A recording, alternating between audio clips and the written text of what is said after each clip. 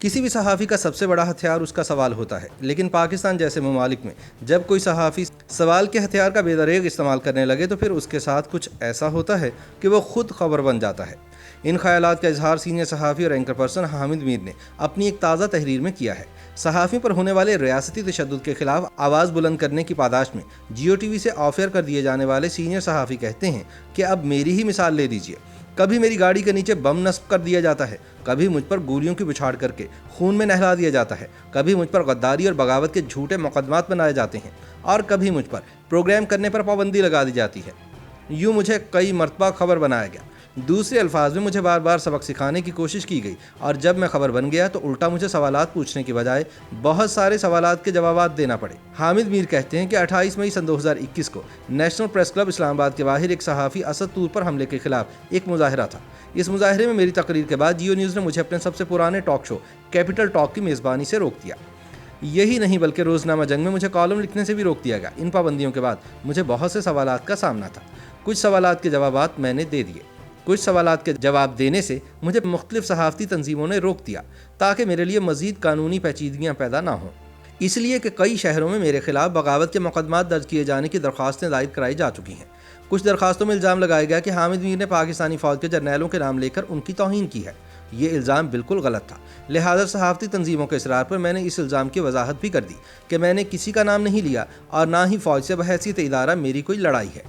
हामिद मीर कहते हैं कि कुछ लोगों का ख्याल था कि शायद ये वजाहत किसी खुफिया समझौते का नतीजा है और मैं फौरी तौर पर कैपिटल टॉक में दोबारा नजर आऊँगा, लेकिन मैं जियो न्यूज़ की स्क्रीन से बदस्तूर गायब हूँ और मुख्तलिफ आलमी अखबारात में कॉलम लिख रहा हूँ। वो कहते हैं कि मैं वाशिंगटन पोस्ट के लिए कॉलम लिखकर फारिग हुआ तो मुझे मुख्तलिफ दोस्तों ने फ़ोन करना शुरू कर दिए। हर कोई पूछ रहा था कि आप टीवी देख रहे हैं। मैं टीवी नहीं देख रहा था। मैंने फ़ौरन अपना टीवी ऑन किया तो स्क्रीन पर कौमी असम्बली के बजट इजलास का मंजर था। हुकूमत और अपोजिशन के अरकान एक दूसरे को गंदी गालियाँ दे रहे थे। मामला गालियों तक ही महदूद नहीं था बल्कि भारी भरकम बजट दस्तावेज़ात को पत्थरों की जगह इस्तेमाल करके एक दूसरे को ज़ख्मी किया जा रहा था। मुहज़्ज़ब तरीन अल्फाज में यह कहा जा सकता है कि ये कौमी असम्बली का इजलास नहीं बल्कि मुर्गों की लड़ाई थी। हामिद मीर के मुताबिक पूरी पाकिस्तानी कौम ने नहीं बल्कि पूरी दुनिया ने सियासी मुर्गों की ये लड़ाई काफ़ी देर तक लाइव देखी। किसी ने इस लड़ाई का लुत्फ़ उठाया और किसी ने इस अफसोसनाक वाक़े पर दुख का इजहार किया। मेरा इस सारे मामले से बराह रास्त कोई ताल्लुक़ नहीं था, लेकिन मुझसे बहुत से सवालात किए जा रहे थे। अमेरिका से एक डॉक्टर दोस्त ने फ़ोन पर कहा कि तुमने तो इस्लामाबाद में प्रेस क्लब के सामने एक ऐसी तकरीर की थी जिसमें सहाफ़ियों के खिलाफ हमलों पर गम और गुस्से का इजहार करते हुए तुम्हारी ज़ुबान से कुछ सख्त अल्फाज निकल गए थे। ना तुम्हारी तकरीर किसी टीवी चैनल ने दिखाई, ना किसी अखबार में शाया हुई, सिर्फ सोशल मीडिया तक महदूद रही। तुम्हारी तकरीर में ना गाली थी ना किसी का नाम, लेकिन तुम पर पाबंदी लग गई। कौमी असम्बली में देखो क्या हुआ है। हुकूमत और अपोजिशन के लीडरान कराम ने एक दूसरे को नंगी और गंदी गालियाँ दी जिन्हें टीवी पर पूरी दुनिया ने देखा। इन बदतमीज़ों के खिलाफ कोई कार्रवाई करेगा या नहीं?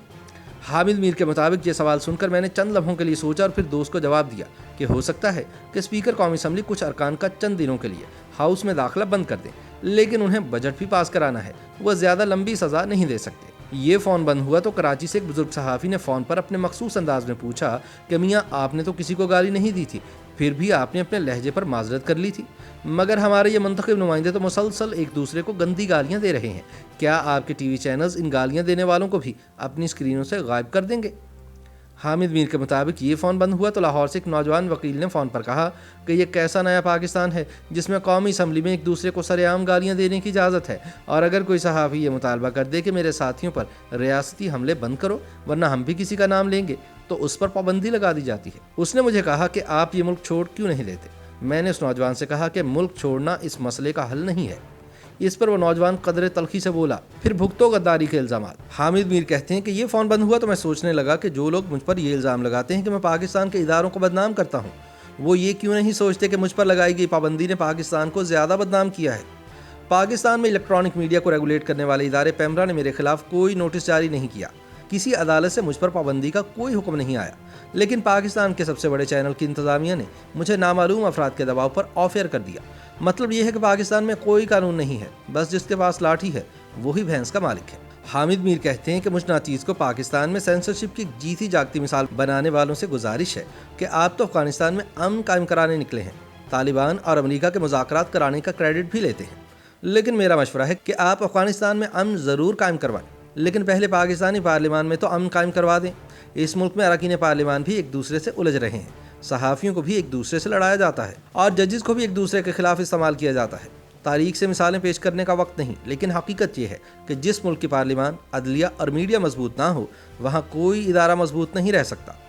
مختصر یہ کہ آج کے نئے پاکستان میں گالی دینے کی آزادی ہے اور سچ بولنے پر پابندی ہے، لیکن یہ پابندی پاکستان کو مضبوط نہیں، کمزور بنائے گی۔